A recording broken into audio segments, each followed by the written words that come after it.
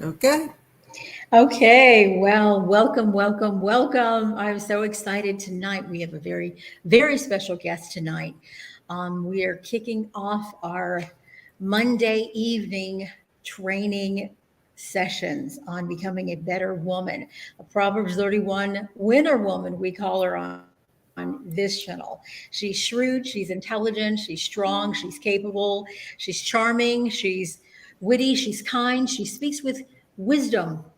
She's solid. She's a solid woman of God. And all of us here on this channel and this community are striving to be better women. And that's why we call it Proverbs 31 Winner Woman, because we are winners. So tonight I've got a really special guest that is joining us, Adele Foster, all the way from Dallas, Texas. I'm so thankful to have you with us tonight. You are an absolute wonderful genius in setting up businesses, and I want you to kind of give a little backstory and who you are and what you do. I know you have really helped a lot of businesses, profit and nonprofit, really set up their business, how you can actually, really move forward in becoming a wise steward in a business. So introduce yourself to everyone, Adele. Well, thank you, Natalie. I first and foremost, I want to thank you for that. I'm going to pull up my slides, and so you guys can follow along with me as I present to you what is required for a business. But before I present to you what's required for a business, I'm going to tell you a little bit about me. Now, first and foremost, I will tell you that I am a business consultant and coach. Not only am I a business consultant and coach, but I have a preparation business, and I am also an accountant. I'm also an author of several books. And not only am I author of several books, I'm also a publisher. I help people who are looking to self-publish. So that's a little bit about me. Now I'm going to pull up my slides. So give me just a couple of seconds while I pull up my slides. Okay, and And as you're doing that, I just want to talk a little bit about why people would want to become an entrepreneur. I've been both. I've been an entrepreneur, I've been a small business owner.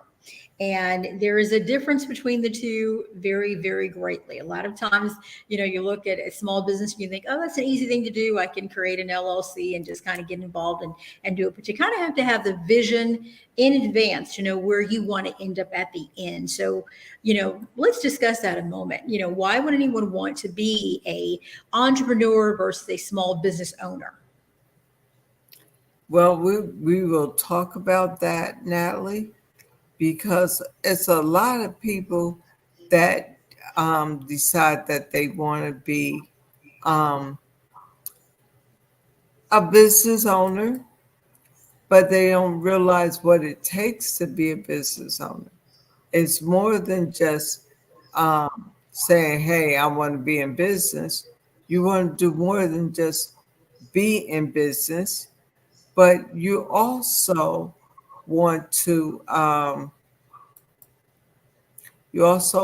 register your business, get an EIN number. And a lot of people don't realize that. I get so many people that say, oh, I have a business, but they haven't registered their business. They don't have an EIN number. So they think they're in business, but they really are not in business. So thank you for that question. That was a wonderful question. Yeah, Um, I just know that there are, I can even think back many years ago. I owned a mortgage company, but it didn't start off me owning a small business. It started off as I was an entrepreneur. I was an entrepreneur, just simply doing mortgages, doing loans, and I got busy. And then I hired an assistant, then I hired a processor, then I hired another loan officer, and then all of a sudden we had a small business. And it was a process, and it took a step. And I was kind of learning as I went. And it would have been so much easier, so much better to have really recognized the steps in advance to know this is the first thing you need to do to set yourself up very simply beforehand, before opening the doors and hanging out the shingle and turning on the lights and all these great things that we do to promote our businesses. So yeah, this is really, really helpful, and that's one of the reasons why I wanted to kind of declare this month of March as kind of money month, right? Getting, as women, getting our money in order, right? The number one thing that God is about order. We want to do what he says. And basically, when it comes to our money and our businesses, we want to make sure that we're good stewards and have everything decently and in order.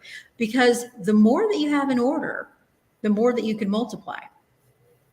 And it's a great opportunity to make sure that, all the little things, everybody talks about side hustles and these other businesses. And, whether you have just one business or two or three or four, you want to make sure that everything is done in a very practical, sensible manner. So you're not driving yourself crazy when tax time comes, when all that's going on, you're not sure what to do and how to handle things. So yeah, I'm really excited about your presentation tonight. Yeah, a lot of people, it's so funny because a lot of people think, oh, I'm going to open up a business, I'm going to start a business, I'm going to hang out the shingles, and I'm in business. But it's more to it than just being that. It's more than just hanging out the shingles and saying that you're in business. And you got to really realize that. And a lot of people don't realize that. They don't realize that at all.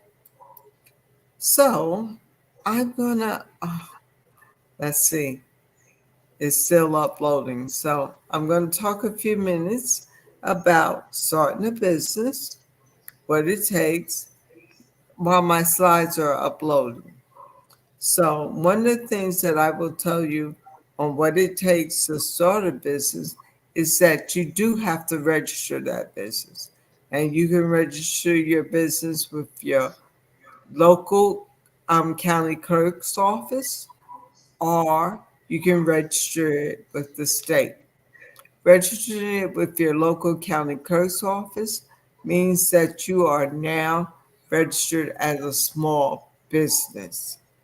So you are individual business or a partnership, and you're registering it with your local county clerk's office. That means that nobody in that county, in the county in that you're in, can utilize your business name. But if you want it throughout the state, you can register it as an LLC, as a incorporation. Now, one of the things that I will tell you, most people think that, oh, well, if I'm registered throughout the state, that I'm okay throughout the whole United States. No, you're not. You have to actually trademark your business to be so that it won't be utilized throughout the state. Other than that, somebody in another state can utilize your business name and you have no control over that. But if you register your business or trademark your business, then it can't, nobody else can utilize it. Prime example that I'll give you is Disney. Disney is trademarked. So therefore, nobody can utilize Disney throughout the United States. Nobody can utilize the name Disney. But I will tell you that somebody utilized Mickey Mouse as for their website, and Disney had to buy back the name because Mickey Mouse was not trademarked. So it's a whole lot. It's a whole lot when it comes down to business. But I will pull up my slides now. That's good to know based upon if you're doing business locally in one state versus actually doing it throughout the United States.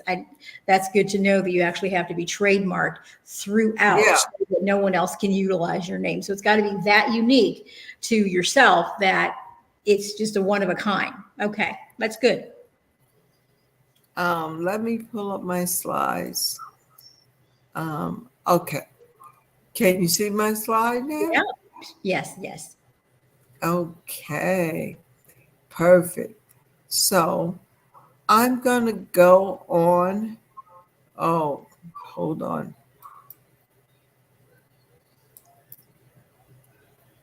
And I told you a little bit about me. So can you see the highlights of our session? Hmm.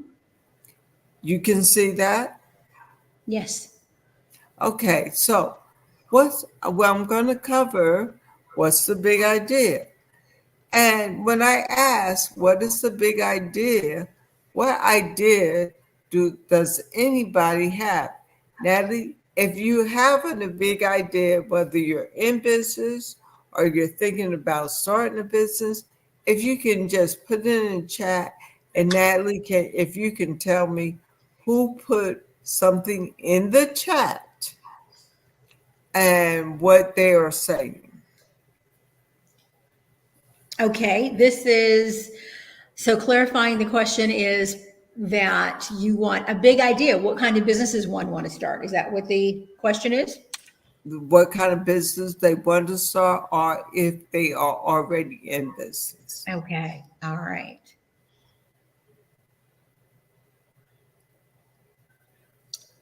Someone wants to start a beauty business online. They want to start a beauty business online. Beauty business So, online. Yeah. Selling products so, online. so if can they be a little more specific? What Makeup, type cosmetics, and online. they Cosmetics. want to do cosmetics online? Yes. Okay. So, do they have a business plan? No. No business plan. Well, you have the big idea that you want to do a you want to do a beauty business online, selling cosmetics, but you don't have a business plan. And it is important that you have a business plan because that will take you from one step to the other. I say a business plan is a model that you can follow when it comes down to your business because you'll know what to do from A, B, C, and D. Mhm. But without that business plan, you don't know where you're going to next. So doing the beauty business online is a wonderful business, but you got to know where you're going to go with that business. Right. I think a business plan is really awesome because it definitely gives you the template and how to actually progress. Point A, point B, point C, point D. What exactly needs to happen to move forward in that business so that you're not scattered around? Most of the time, it seems as if people start businesses and they're doing 5 or 6 things. And the element to really focus is to concentrate. Once a person concentrates, then you can actually get somewhere. You can actually see the progress. You can actually see the movement. You can see the actual progression of things. So having a template of a business plan says this month, this week, we're going to do this. Next month, our plan is to do this. And then you have an execution point. So yeah, it's just a check and balance to make sure that you're following the plan of action to make sure that it's actually coming about. Exactly, exactly. Couldn't have said it any better, Natalie. You're exactly right. We're going to next look at SWOT. And SWOT will allow you to actually take your big idea and to put it into action because it's your strength, your weaknesses, you'll know your opportunities and your threats when it comes down to your business. So, and then we're going to build on your strengths, what your strengths are, what are they? You have to know your strengths. A lot of people don't, they can always talk about their weaknesses, but they don't always talk about the strengths. So it's important to know your strengths. It's important to know your weaknesses, your opportunities, and your threats. So let's talk about that a moment. So the strengths you can usually recognize because you're dominant in that. You're dominant in the strength of what you're doing. You're usually doing that, the thing you enjoy, the thing you love doing. You're pursuing that. You're heightened at it. You're energized. The thing that you're weak is usually where you're not enthusiastic about completing. I'm in the real estate and investment business, and when people say, "Oh, I hate the paperwork, but I love to sell. I love to show houses." Well, that it's a very telltale. I know your strength. You love clients. You love customer service. You love showing houses. You love the interior design. You love that part of the business. But when it comes to the detailing of the paperwork, which is like the most important thing, they don't like it. So it is incredibly important to know that, because that's where you have to now learn to delegate. You have to learn to delegate what you are weak in.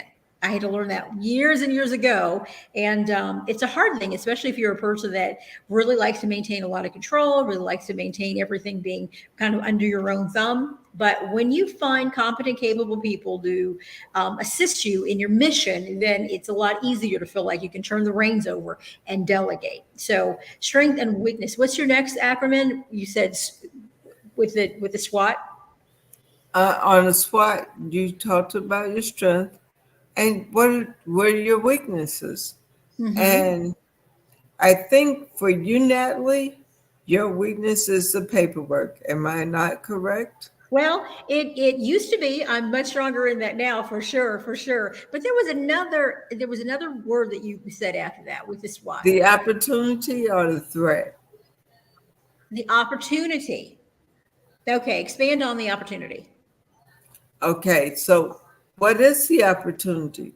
What's the opportunity in your real estate business?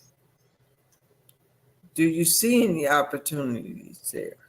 Okay. So there's a lot of really great things that you can look at there when it comes to opportunity. Everything in itself has lots of different opportunities. When it comes to real estate, certainly you can be an investor. You can be just a money investor. You can actually be a buyer, flipper, holder. You can be a person who buys properties and just holds them. So there's lots of different opportunities within that particular genre. So yes, that's a very, very strong one. You have to look at perspectives and different angles. And I always like to look at different things as kind of an octagon from, a higher point of view, like Eagle's vision. In this, looking at it from above, just the regular template, what would I like to fall into? Where would I like to go? So that gives you a lot of different avenues to say, okay, if I'm not doing this now, would I like to do this in the future? So, because you can't do everything all at once. So it does make a difference in how you're looking at things. So yeah, that's a good one. And then your last acronym on that one, Adele, was? The threat. What is the threat in the real estate business? Threat. What do you mean by threat? So, in other words, in the real estate business, the threat may be, let's see, I'm trying to think what would be a threat in the real estate business. I know right now, the threat in the real estate business when it comes down to rentals is the high cost of rent. So that may be a threat because you may not be able to get tenants like you like to get, because tenants might not be able to afford what the rent cost is at this point in time. Or they may not be able to afford to rent a house because we're in post-pandemic now. And in the post-pandemic, the rental price has gone up. So people can't afford to rent a house now. So that may be a threat. Right. So it's actually, so I'm going to say this from a business perspective. It's actually been, that in itself has been more of an advantage because it creates a bit of um, in the real estate business, I'm going to say, because it creates more of a demand. There is very small percentage of homes that are affordable, and the demand, there are tons of renters, people that are looking to rent, and they're not available. And certainly the prices are climbing, but everybody needs a place to live. So they figure out a way to pay for it. So I would perceive a threat as, in my business, how am I going to make sure my business is thriving and lucrative and can sustain itself productively if I'm just a sole proprietor, if I'm just an entrepreneur? So there's a threat of, what if I get sick? What if I want to take vacation? Do I have a support team that can help me continue keeping my business afloat? So that would be, in my opinion, a more of a perceived threat. So I think in every industry, you'd have to look at what would be the threat. So you want to make sure that you're fortified in that instance. Absolutely. So I do love that acronym, actually, that you just put out there. Yeah, where it's just the SWOT. You've got to look at all of the things that are going to make it work, what's not going to make it work, what's an advantage, what's not an advantage, all of the benefits, for sure. Correct.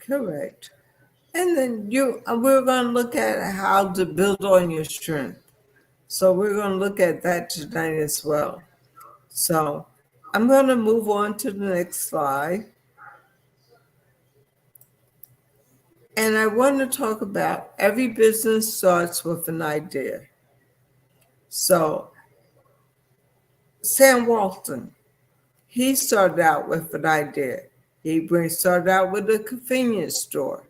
And from the convenience store, we moved into what we now know as Walmart.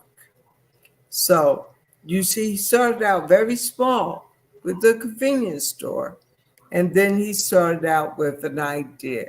He started out with the big idea. And the big idea moved him into what we know today as Walmart. But a great idea is only the beginning. That idea needs to be nourished, and supported by strategic action if it is going to grow and become a business. So we start out as a small business, but then we move into what is known as a big business. One of the people that I know, she's in Florida, right where you are right now, Natalie. But she started out, and she told me, she said, all she could tell people was that she had a business, and it was a nonprofit organization, and that she helped young girls. But once I helped her build upon that with the business plan, she was able to put her big idea into fruition and actually get more money for her nonprofit organization. So I tell people, do a feasibility study. It determines if your idea is practical. Now, feasibility study means going out, asking people, what do they think about your business idea?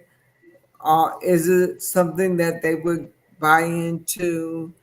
So it's doing, I say, it's polling people, or doing a questionnaire to find out who would be interested in your business.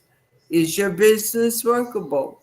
Is there a market that will support your business? So you got to be able to do a feasibility study first to know if this is the right type of business for you to go into. Every great idea is only the beginning of a business. It's not a business, it's just an idea. So I say I'm a big picture person. And because I'm a big picture person, I need someone to give me the details, the little small stuff that I don't like to do. What about you, Natalie?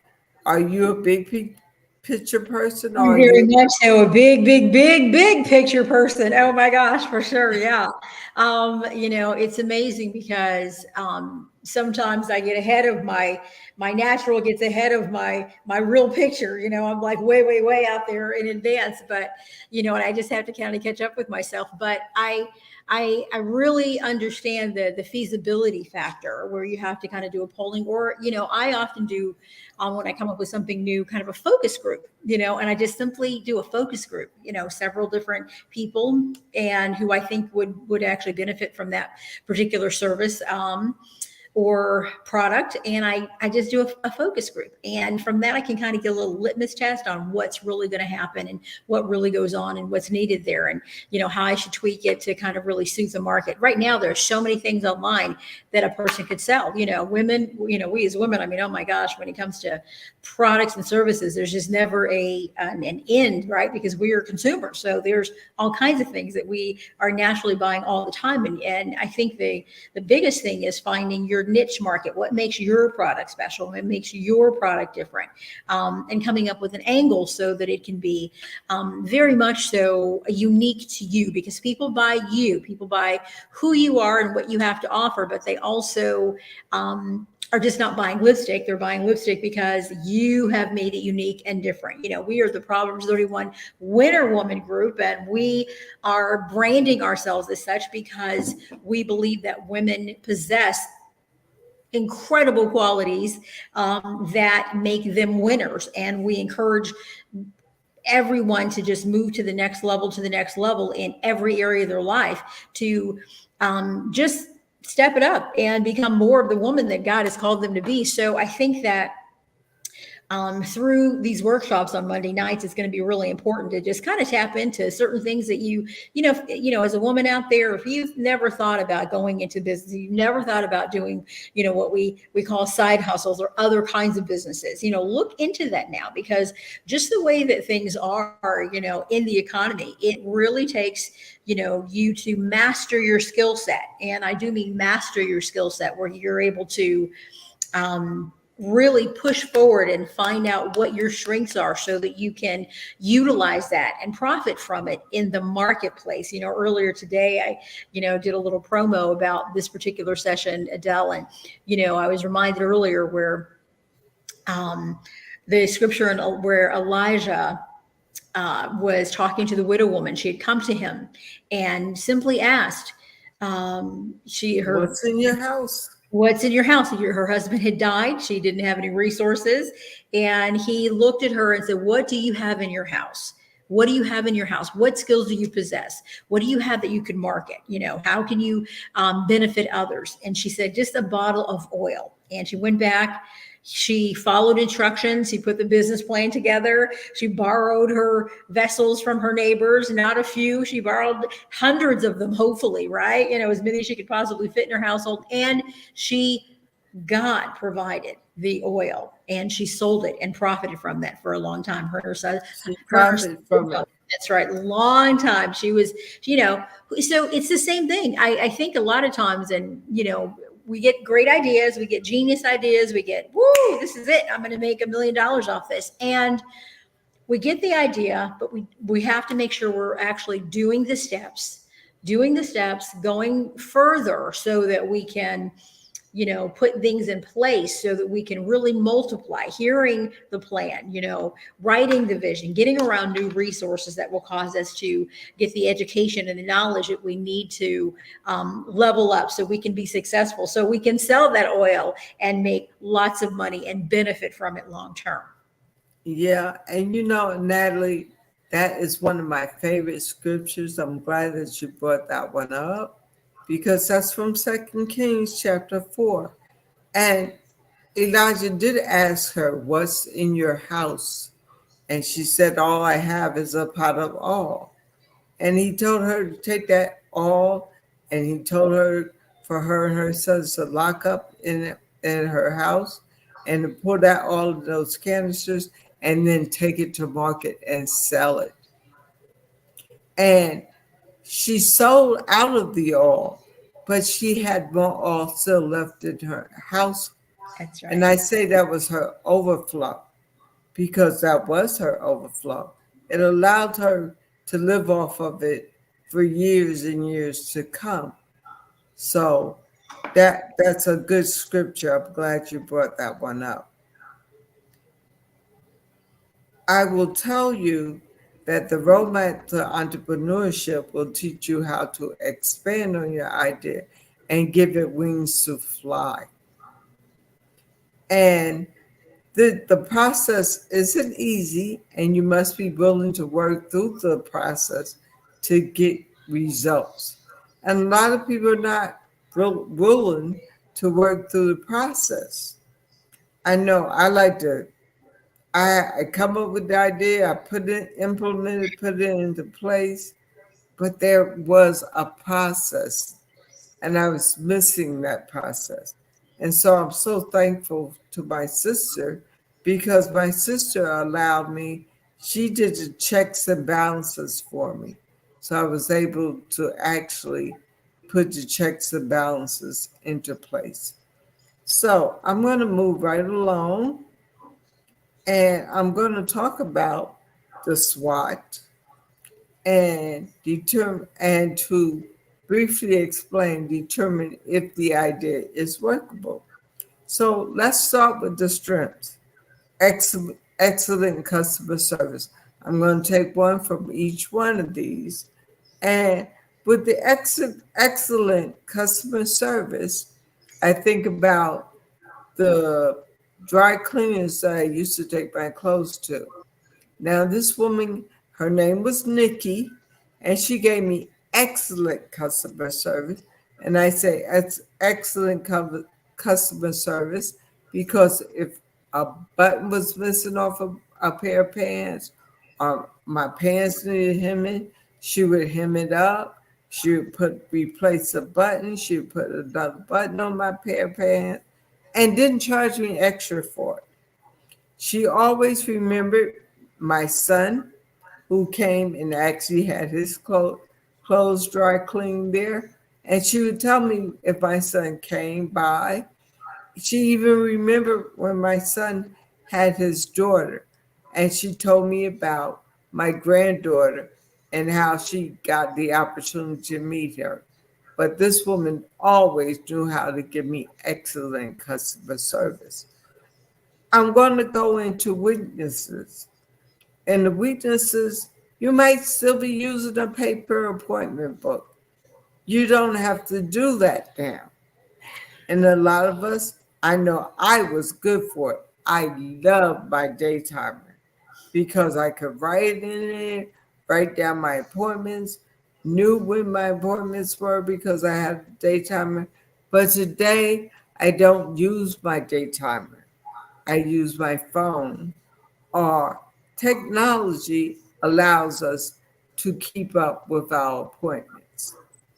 So, in my appointment, if I put it in my phone, it is going to my Google Calendar. If I put it on my Google Calendar, it's going to my phone. So I know I don't have to worry about having 3 and 4 calendars like I used to have in the past. I would have my day timer, which I carry with me. I would have a calendar in my purse. And I will tell you, I messed up one time because I didn't transfer something that I had in my day timer to my calendar in my purse. And so when I say I messed up, because I had a training I had to do in one place, but I also had a training to do in another place on the same day and time. So I actually had to get someone to cover for me. And I Sure. had to scramble really fast to get someone to cover for me. Yeah, I've done that as well too. I'm just double booking, overbooking, and not, creating a system for time management and organization and knowing where I'm to be, when I'm supposed to be there, what time exactly. I believe in a beginning, a middle, and an ending. If you can do it, beginning, the start, the middle, you know where you're at. you need to wrap it up and then moving to the close. So yeah, there's lots we can talk about when it comes to time management and just making sure that you're in order and putting things in one place, because it's just too easy with so many things that are such a distraction to get distracted, and you're like, where am I going and what am I doing, and I want to do this and I got to do that, and it's just too easy if you don't have it in one concise location. And that great Google Calendar is wonderful. I also use my phone. I'm a little old school because I do like to see it when I'm in my office. I do like to see it, so I do write things on paper so I can see this is my week. I can project and know this is what's supposed to be happening this week. So yeah, I do both, but they're all sync. Yeah. Yeah, you got to keep it sync. And I will tell you, you can really mess up sometimes if you don't have that sync, if you don't have it synchronized, and you can really mess it up. Um, we'll be moving on to opportunities because during the pandemic, you had a local, well, I'll say prior to the pandemic, you might have had a local business partnership. But during the pandemic, that local business might have went out of business. So you had to create a new partnership with other businesses that were outside of your local area. But that became an opportunity for you because now instead of saying locally, you went outside of your local area to create partnerships. So that was an opportunity for those of you who are in business, or now because more businesses are being done online, you can create that partnership online. And your threat could be the cost of having the best stylists and technicians within a beauty salon. You may have the best stylists and technicians, but the cost of having them may be a threat because now you have to charge more to keep your drawers open. So that could be a threat if you're still charging the same thing that you were charging before the pandemic.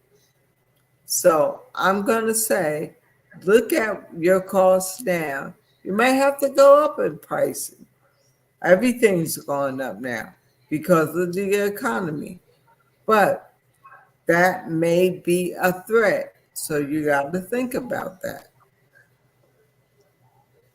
Well, I really think that it's wonderful that you're offering, as we kind of wrap it up here, and if anybody has any questions, we'll address them now in the chat in the Q&A moment, that realistically, knowing that yes, with the economy, with inflation, everything has a cost, everything has a price. You've got to make sure that you're charging accordingly, but without charging yourself out of the market. And there is a difference there. That's why customer service is very, very important to retain and maintain your current clientele, making sure that you're doing a good service to your current existing and gaining new clients every single day. And I really believe that, you can look at everything. I mean, just as the way things are going, definitely partnerships are really important. I'm finding that, anything that you can do to partner and gain more control with, I know my strengths. I'm partnering with someone else because they're strong in another area. Biblically it says two are better than one, and a three-cord strand is not easily broken. I believe that can be in an actual partnership. Certainly it exists in marriage, but also partnerships and team building. That's a very big thing because there are times when you can't do everything yourself and you need to move into that next level. But Adele, I'm so thankful that you came on tonight to just talk to us a little bit about your coaching that you offer and your course, just really focusing on business planning. And I know there's nothing exciting about business planning. There's nothing, magnetic and energetic about it, It just simply takes the discipline and the diligence to, go through the process, to go through the intricate steps, which I've done, to put down the vision, making it very clear and concise that you can walk through and make sure that you're actually going into the next level so that your business can grow and prosper and thrive in this new season. So, thank you so much, Adele. We really appreciate you coming on tonight. And do you have any closing words for us? Well, I don't really. I would say if you're going to do a business, actually focus on that business. Remember your SWOT analysis. I'm going to actually offer a business plan writing class. And it will be, let me see, the business plan writing class will be, let me see, what did I say we would have? April the 2nd. So April the 2nd, I'm going to do the business plan writing class. It will Okay. be online. So I will post online when that business plan writing class will be. Excellent. Thank you so much for that. Really, we're going to make sure that we make sure we maintain information on that, posted on our Proverbs 31 Winter One page on our business writing path. So get informed with that. Stay abreast of that. Adele is an absolute genius when it comes to writing a business plan. You want to write your plan. You want to make it plain so that you can move into 2024 with strength and knowing So where. you can go where you want to go on the next level with your business. That's right. That's right. Super. Well, thank you. You're so welcome, Natalie. Yeah. Thank you for having me. Well, we're appreciative of the Proverbs 31 Winter Woman page for you being a part of us all. And we look forward to our business plan class next month. So, All right. all right, Have a ladies. good one. See you next time. All Bye-bye. right. Bye-bye.